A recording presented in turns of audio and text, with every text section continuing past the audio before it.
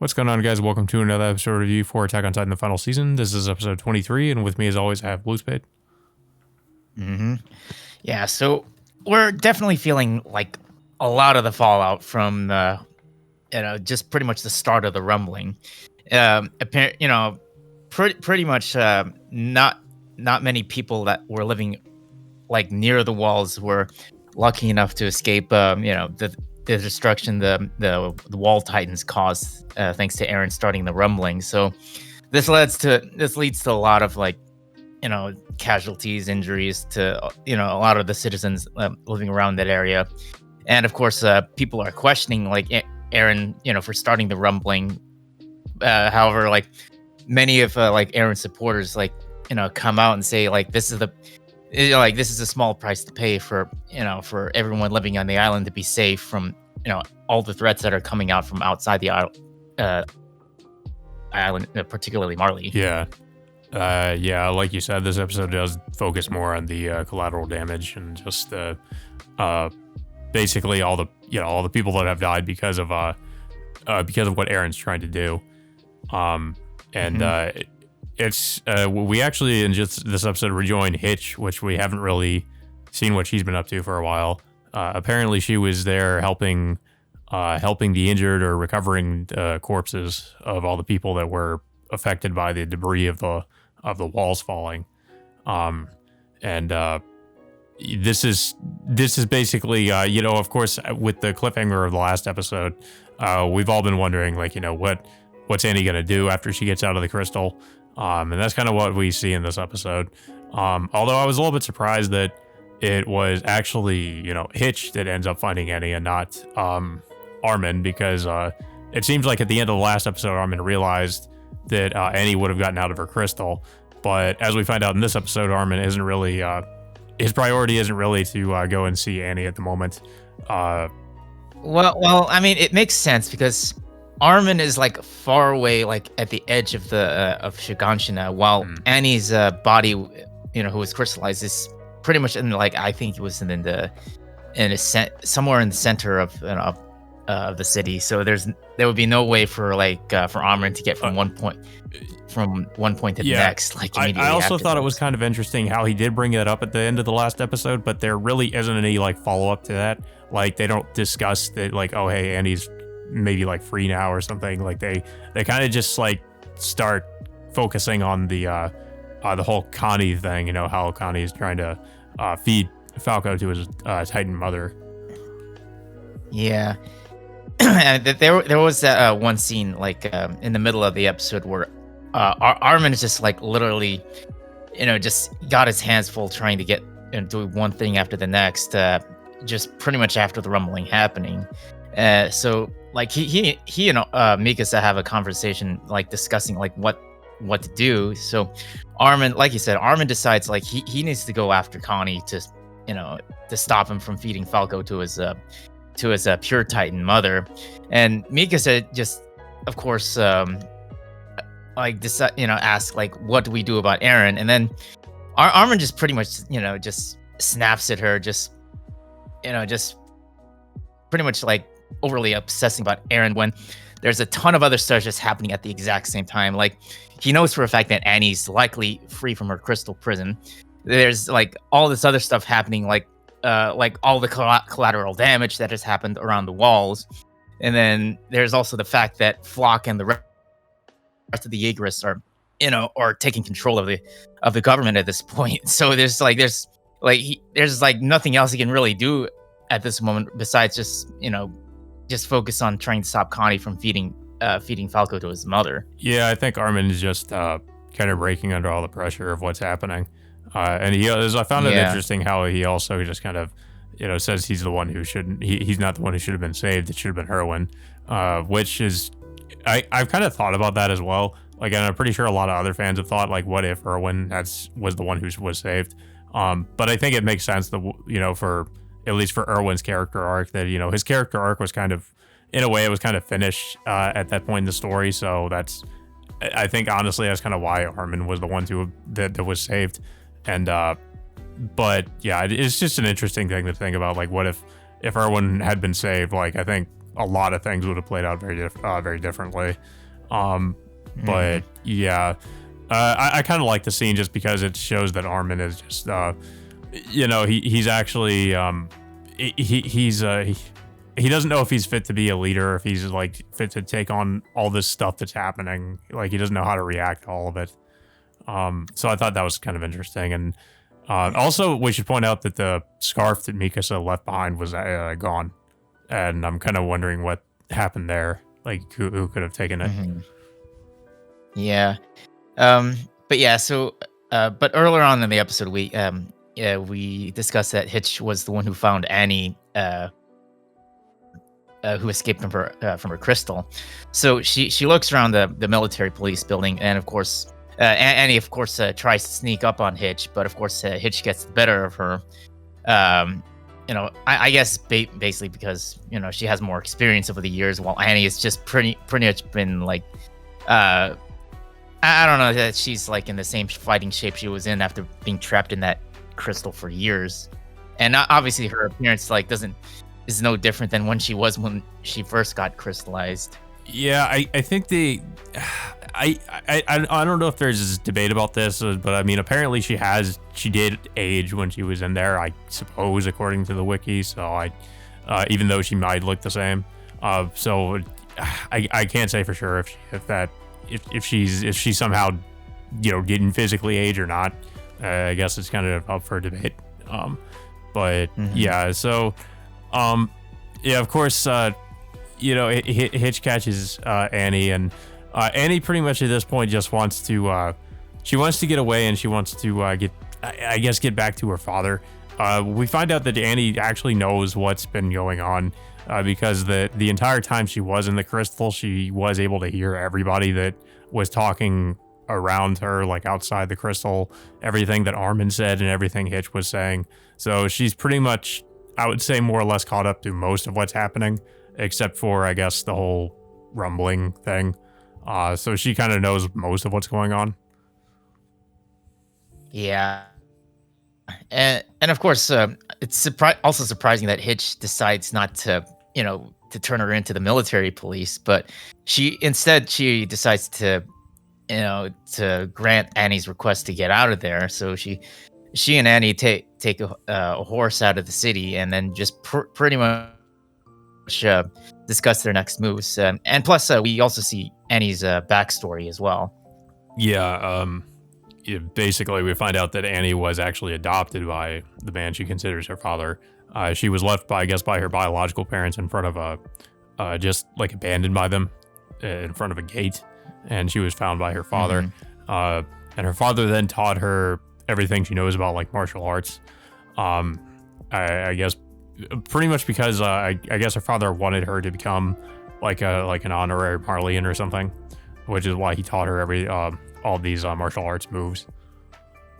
Yeah, pretty much. Well, of course, the amount of training that he inflicted on her was pretty harsh. Of course, there are numerous amount of times where he just basically I wouldn't say physically abused her, just I guess like took it to a level where he injured her at several points, and then it definitely got to the point where Annie finally gets the better of him and just decides to wail on him over and over again until he can no longer walk. Yeah. Yeah, but of course, before Annie leaves to go on her mission, her father basically just breaks down in front of her and says, he wants her to come back alive. And this causes Annie to kind of cry as well. So it kind of makes sense why Annie wants to, get back to her father and just see if he's still safe. Well, I mean, I would say, speaking of her father, like we do get some scenes with him and what he's doing in Marley.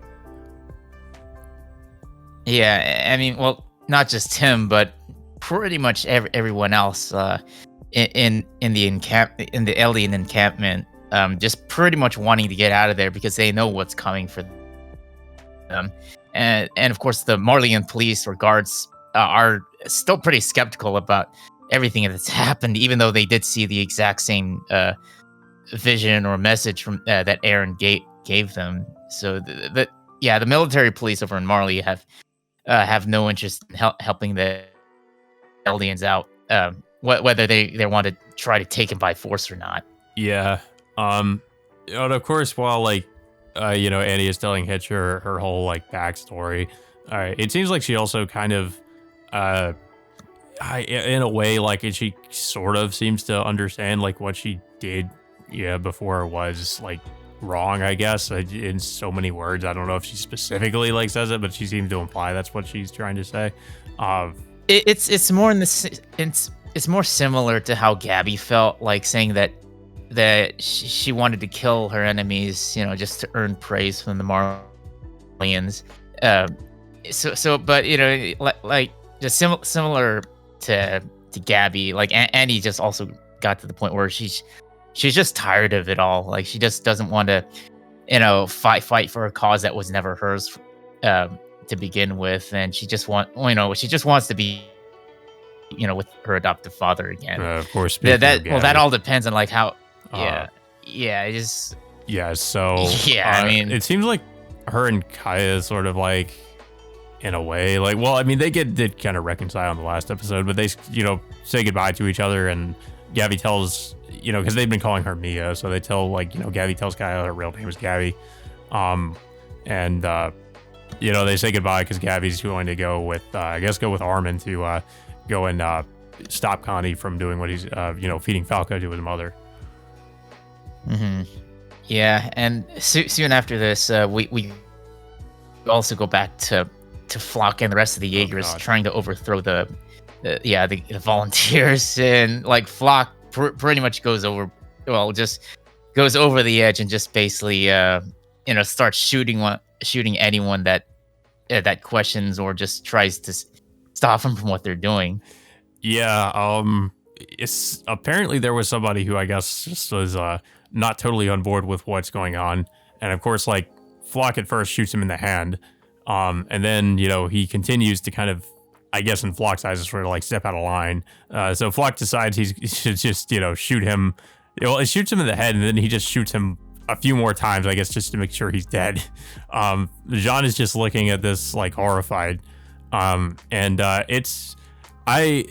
is kind of an interesting character to me just because of how ruthless he is. Like, we really, it's funny because, like, when he was introduced in season 3, like, we really didn't get this impression that he was this kind of a character, but in the final season, like, yeah, he just has become, like, and I mean, like, him and Eren, like, didn't really see eye to eye in season 3, and it's kind of funny how now Flock is 100%, like, behind Eren's plan, and is kind of just, like, this enforcer, I guess, of Eren. Yeah, if people don't remember Flock, he's the exact same person who wanted Erwin to become the Colossal Titan instead of Armin. Yeah, and of course he pretty much like snaps at Armin at the end of that season, due to that decision. So, but yeah, I just find it interesting that like Flock just all of a sudden just decides to follow Eren, like just go along with his plan to start the rumbling and kill everyone outside outside the island and such. Yeah, it's a little bit scary too how Flock kind of just turns from, I guess, a little bit like Yelena, how like at first he was he was just very angry once that after shooting that guy, and then he turns to Jean and says it's okay, you can go back to, you can now be the part of the MP like you always wanted to be, even though, like, as we know, like Jean, yeah, he did initially want to be with the military police, but he eventually like came to the decision to join the Scouts. So I don't know if I doubt that's really what he, well, I mean, I don't know. I doubt that's really what he wants anymore. I mean, at this point, like, I kind of doubt that, but I feel like it's just Flock being manipulative, and just trying to mess with Jean, essentially. And of course, like, after all this, Mikasa comes in and it just doesn't know what's going on. So, and Jean is really kind of just too shocked to really say much of anything, too. Yeah, I mean, everyone's just dealing with the whole fallout of everything that's going on, and nobody knows what to do. And on whether or not they can really stop what's going to happen. I mean, like, and as you know, as far as Annie is concerned, like, I don't know if she's gonna be able to get to Marley in time, whether or not she really can make it in time, because whether or not her father is either shot by the military police in Marley, or he just gets crushed by the wall titans, from the rumbling. It's hard to even say at this point. So yeah, I think there was a couple more scenes. I think we do get a scene with Connie and Falco on horseback, and of course Falco seemingly has lost some of his memory after he became. He doesn't remember what happened. Like right when everyone turned into the pure titans, like right after that, I guess. Oh yeah, I remember. Yeah, I remember now. It's Armin also had a similar situation that he has no memory of stopping Bertolt before pretty much being fried to a crisp from the steam before being turned into a pure titan and consuming Bertolt. But yeah, so it's like Falco is like in a similar situation. But there was also an interesting part in that scene where Falco sort of recognizes Connie from the airship during their Battle of Marley, but he pretty much just comes to it like this impression that Connie's like a good person or something, but he doesn't know for the fact that Connie's really taking Falco to be fed to his mother. Yeah. And then of course after that we catch back up again with Pieck and Commander and Magath as they're kind of like looking at the Marlene airships leaving, and this is pretty much when we get to see what Hange and Levi again, because they show up and Pieck almost eats Hange. But then she stops, of course she stops like right before she eats her, and says, and then that's when we get to see that Levi is of course still alive, but he's like heavily bandaged. So I'm very curious to see like just how bad off Levi is. I mean, he looks pretty bad, like, just with all the bandages around him, but I mean, if you saw him like at the beginning of this the part of the season, he had like a shit ton of shrapnel on his face. There's no I mean, he could be crippled for all we know with all the stuff that he's been through. So like we don't really know how able he's going to be at this point in the story.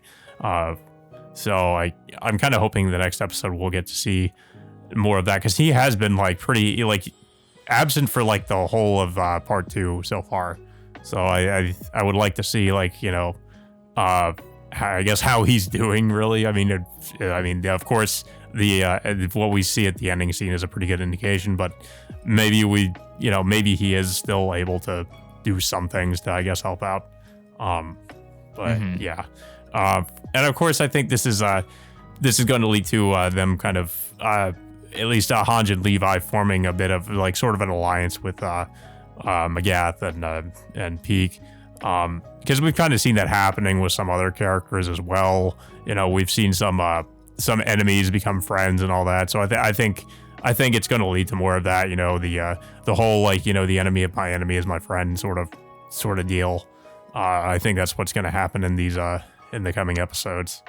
Because now I guess now we could say the common enemy is Eren Yeager, because some people want to stop the rumbling. They don't want it to happen. So yeah, I mean, well, yeah, Armin initially thought Eren was just gonna just only do like a small rumbling rather than like a full out like rumbling like he's doing right now. He just didn't know that Eren was intending to kill like literally everybody like around the world. Yeah. Yeah. But I don't really have much else to say about the episode. It was definitely a dialogue heavy episode, which is it's pretty good to have one of those, considering the last week's episode was mostly action. So it's good to just have an episode that's more character focused, and especially one, just being reintroduced to Annie and getting some more of her backstory, which we got a little bit of in the first season, but we never really, I mean, and of course in the beginning of the final season, but there are still some things we didn't know about her. So it was good to actually like find out a little bit more about her backstory. Mm-hmm. Yeah, I'm definitely interested in seeing like what's gonna happen. I think there's like 5 more episodes, but the problem is like we don't even know if that's really gonna cover everything I don't think so. that we know so far. At the pace they've been going, like this episode apparently just covers like most of a chapter. So unless they decide to just all of a sudden like really go, really fast paced at the end, I don't think they're gonna finish adapting the rest of the story in part 2. Yeah. I mean, we'll have to see where it goes. Yeah. Maybe we'll get another announcement, whether or not this is going to be like another 12 episode season, or if it's going to be like a rumored finale movie or of some sorts. But we just don't know for sure unless they officially announce it. Yeah. So that all being said, until next Sunday, we will see you all next time.